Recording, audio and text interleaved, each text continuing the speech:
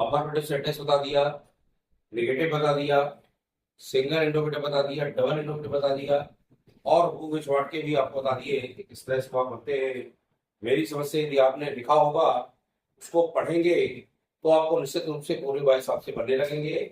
और भी कोई बीच में समस्या आ रही है, कोई आपके बीच में कोई चीज समझ ना आई हो, उसको कमेंट करके बताइएगा, तो मैं उसको फिर से आपको बताऊंगा। ये आपको ध्यान रखना है। सबसे पहले मैं फिर आपको एक बार रिवीजन करता हूँ। जो यदि आप अफर्मेटिव सेंटेंस में हैं, तो वॉइस बनाने का नियम होता है, सबसे पहले जो आप एक्टिव वॉइस का होता है, उसके कर्म को कर्ता बना देते हैं। अब जब हमारा कर्ता नया बन गया, तो नए कर्ता के अनुसार पैसिव वॉइस की सहायक क्रिया हम उसी टेंस की लगा देते हैं जिस टेंस में एक्टिव वॉइस दिया होता है। यानी हमने चार्ट में आपको क्रियाएं लिखवाई थी, उन क्रियाओं को भली भांति आपको याद कर दीजिएगा, और जिस टेंस का सहायक क्रिया हो उस टेंस की पैसिव की क्रिया लगा दीजिएगा। फिर आपको मुख्य क्रिया का तीसरा रूप लगाना है, फिर बी वाई वाई जुड़ना है, और फिर जो कर्ता एक्टिव का दिया होगा उसे कर्म बनाकर रख देंगे। इसका भी मैंने आपको चार्ट लिखवाया है, वो आप ध्यान रखिएगा। यदि आपको कहा था दो कर्म दिए हों, तो आप दोनों कर्मों से वाक बनाइएगा निश्चित रूप से, तो दोनों कर्मों से वाक बनाएंगे। यदि हम अन्य कर्म से वाक को बनाते हैं, तो जो मेन कर्म होता है उसमें मुख्य क्रिया के तीसरे रूप के बाद उसको जोड़ते तो हैं, लेकिन उसके पहले टू टी और प्रपोजिशन जोड़ते हैं, और फिर वाक को बाई लगाकर कर्ता को कर्म बनाते हैं। यदि आप मेन कर्म से वाक को बनाएंगे, तो अन्य कर्म जो आया हुआ है उसको आप जो पाते हो क्रिया के तीसरे रूप के बाद लिख देंगे, और फिर बाई जोड़ेंगे। ये ध्यान रखिएगा। यदि आपका नेगेटिव का वॉइस आता है, मैं रिवीजन कर देता हूँ एक बार, ताकि आप फिर से तरोताजा हो जाए। यदि आपका नेगेटिव का वॉइस आता है, तो नेगेटिव का वॉइस नेगेटिव में ही बनेगा, ये आपको ध्यान रखना है। ये नेगेटिव सेंटेंस का वॉइस नेगेटिव में ही तैयार होता है। क्रिया पर ध्यान रखिएगा, जो पैसिव की नई क्रिया लगाओ उस पर नॉट लगाना है। यदि आपकी दो शब्दों की क्रिया है, तो दोनों के बीच में नॉट लगा देना है। तीन शब्दों की क्रिया एक टेंस में आती है, यदि आती है, मेन शब्द की पर नॉट लगाकर फिर अन्य शब्द आपको रखना है। फिर वही क्रिया का तीसरा रूप बाई और कर्ता को कर्म बनाना है। यदि आपका सिंगल इंट्रोगेटिव का वॉइस है, तो वॉइस इंट्रोगेटिव का वॉइस भी इंट्रोगेटिव में ही बनता है, यह आपको ध्यान रखिएगा। इंट्रोगेटिव का जो वॉइस है इंट्रोगेटिव में ही बनेगा। सिंगल है तो सिंगल में बनेगा, डबल है तो डबल में ही बनेगा। सिंगल का मतलब यदि आप सहायक क्रिया से प्रारंभ है, तो सबसे पहले हम पैसिव वॉइस उसी टेंस का देखेंगे, टेंस पर जानेंगे, फिर पैसिव की उसी टेंस की सहायक क्रिया ढूंढेंगे। जो हमारा नया कर्ता आने वाला है, उस कर्ता के अनुसार हम सबसे पहले क्रिया लगा देंगे, फिर कर्म को कर्ता बना देंगे, फिर क्रिया का थर्ड फॉर्म लगा देंगे। वाई लगाने के बाद आप बहुत जगह तक लिख दोगे। लेकिन यदि निगेटिव इंट्रो दोनों आता है, तो जो कर्ता लगाओगे ना, उस कर्ता के बाद नॉट लगाना है। और यदि बीच में आपका दो शब्दों की क्रिया है, तो कर्ता को बीच में लगाना है, दोनों क्रियाओं के बीच में, और नॉट भी वहीं पर लगाना है। ये आप ध्यान रखिएगा। इस तरह से आपको सिंगल इंट्रोगेटिव के वॉइस बनाना है। सिंगल इंट्रोगेटिव के वॉइस बना लीजिएगा, और डबल इंट्रोगेटिव वॉइस के लिए जो प्रश्न शब्द आता है, उसी प्रश्न शब्द को जिसका तस यानी जो का तो लिख करके, लेकिन तीन प्रश्न शब्दों को ध्यान रखिएगा, बताया मैंने आपको, भू विच और वाट, उनको थोड़ा छोड़ करके।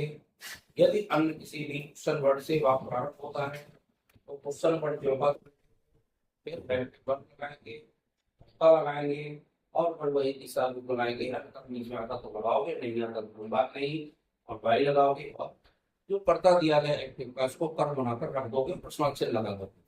ये मैंने पूरे आपको रिवीजन करना है। एक रिवीजन और कर रहा हूँ आपको, हु वाट से वाक प्रारंभ हो। यदि वाक में कर्ता छिपा हो, ध्यान रखिएगा, तो सबसे पहले हु विच और वाट को बाई लगा देना उसके पहले, यानी हु को बाई हु या बाई हु में बदल देते हैं, वाट को बाई वाट में, और विच को बाई विच में। फिर इसके बाद हेल्पिंग वर्ब लगाना है, टेंस की सहायक क्रिया को देखते हैं। फिर आपको यदि आपका कर्ता छिपा हुआ है, तो जो कर्म नया है वो नया कर्ता बनता रहेगा ना, उसके अनुसार क्रिया लगाना है, थर्ड फॉर्म लगाना है, और फिर अंत में बाई नहीं आए, अन्य शब्द दिया है तो लगा दीजिएगा, क्योंकि बाई प्रारंभ में आ गया है। यदि वह कर्म छिपा है, तो कर्म छिपे होने पर जो हमारा क्वेश्चन वर्ड है उसको थर्ड पर्सन मानते हैं।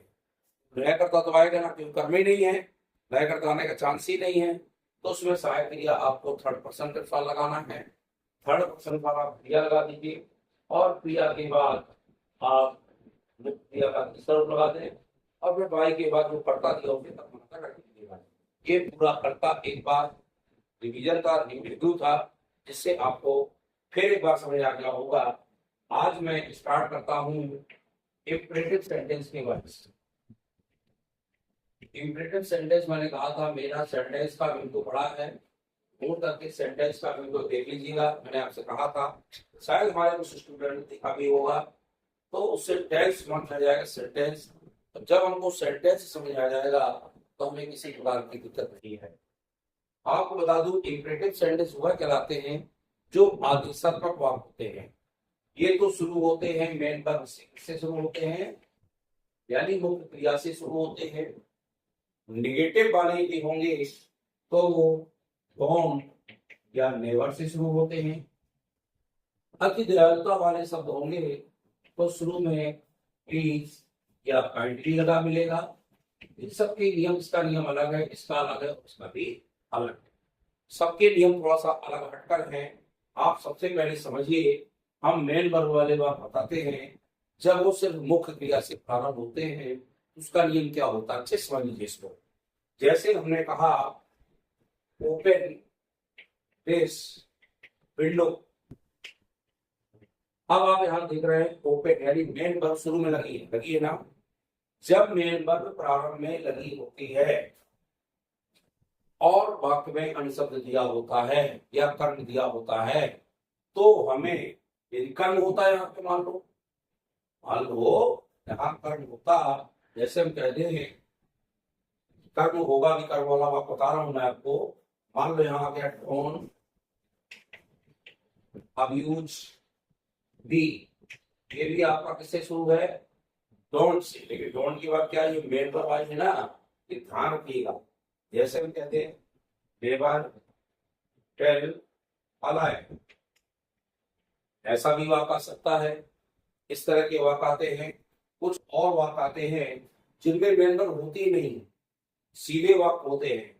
जैसे हमने कह दिया गो आउट, कहीं इसमें मेन वर्ब नहीं है, गो आउट। इस तरह के वाक्य आते हैं।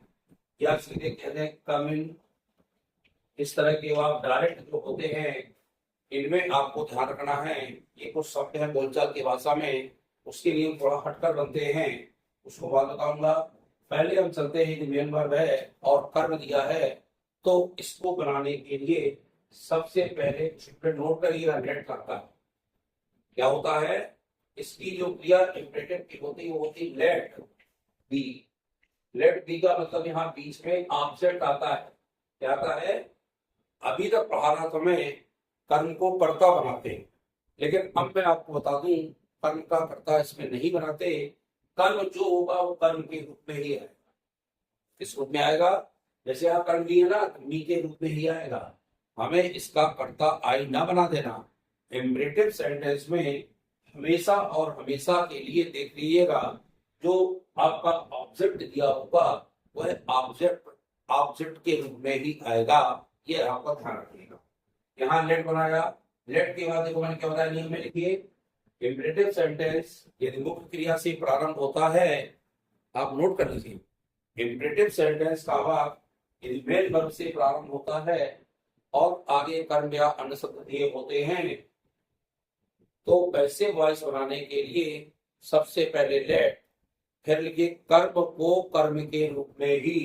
ये तो अन्य शब्द है, इस कर्म है दिस विंडो, तो दिस विंडो के बाद हमारा ये कर्म कर्म के रूप में ही क्या हमने लिख दिया ना। और फिर लेट के बाद क्रिया क्या लगती है बी, इसमें वाई नहीं आता, बी इसकी क्रिया लेट बी होती है। ध्यान रखिएगा क्या होती है, लेट बी।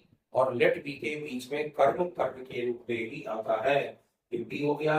ओपन का यहाँ लगेगा थर्ड फॉर्म, बनेगा ओपन। इसका क्या बनेगा, let this window be open. क्या बनेगा, let this window be open.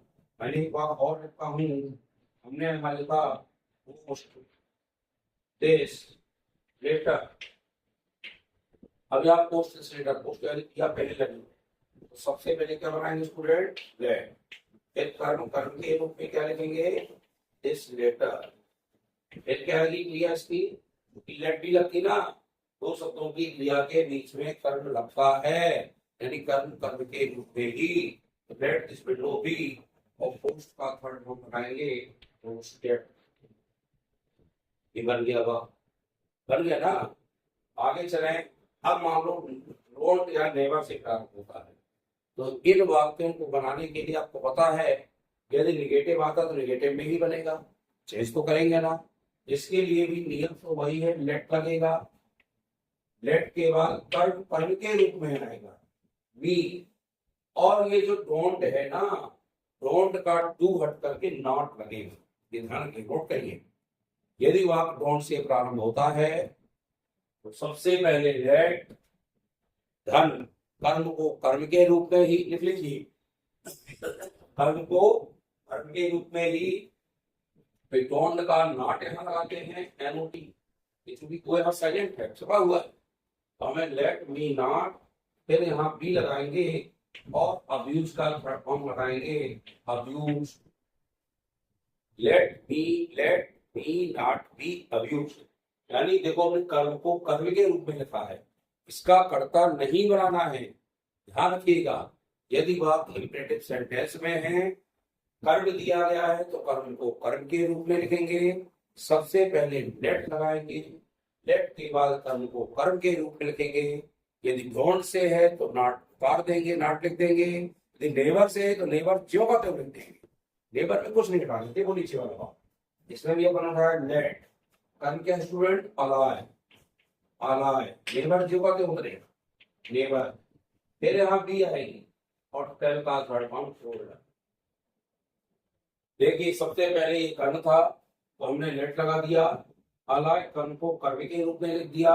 ये नेवर, चूंकि आपको पता है दो शब्दों की क्रिया के बीच में नॉट भी लगता है, तो डोंट में तो नॉट लेते हैं, लेकिन नेवर में जो कहते हो नेवर ले लेते हैं, और बी लगाने के बाद क्रिया का थर्ड फॉर्म लगा देते हैं, बनेगा let a lie never be told. ये आपको ध्यान रखिएगा, थोड़ा सा ये आपको ध्यान रखना पड़ेगा। इसलिए वाक्य जब इस तरह के प्रारंभ होते हैं तो आपको ऐसे बनाना है।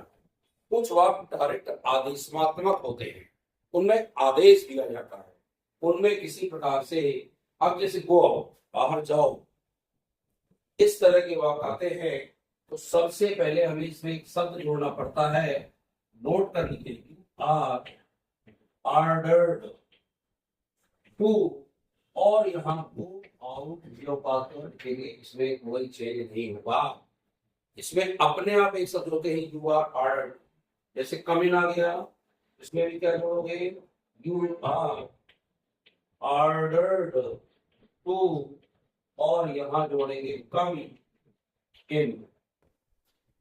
इस तरह के वाक्य यदि आते हैं तो सीधे सीधे डायरेक्ट वाक्य आता है तो आपको क्या ढूंढना है, यू आर ऑर्डर्ड टू, नोट कर लीजिए इनको।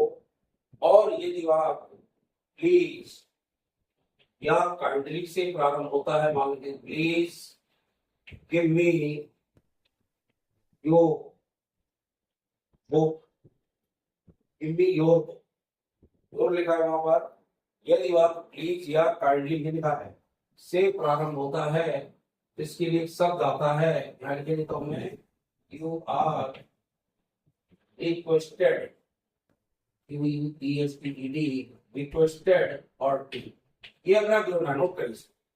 प्लीज या काइंडली को हटा करके यू आर रिक्वेस्टेड टू जोड़ेंगे, और इसको हटा करके बाकी का वाक्य ज्यों का त्यों लिख देंगे, कोई चीज नहीं करना। जैसे यहाँ पे प्लीज हमने यहाँ हटाएंगे इसको, और क्या लिखेंगे, यू आर रिक्वेस्टेड टू, अब बात हो जाए गिव मी योर बुक, ये देखो मैंने जो बता दिया, इसमें कोई चेंज नहीं किया, कोई चेंज किया गया, सिर्फ हमने प्लीज को यहां से हटाया और पूरा वाक्य लिख दिया, लेकिन प्लीज के स्थान में क्या लगाना है, यू आर रिक्वेस्टेड। हम एक वाक्य आ गया, काइंडली ग्रांट मी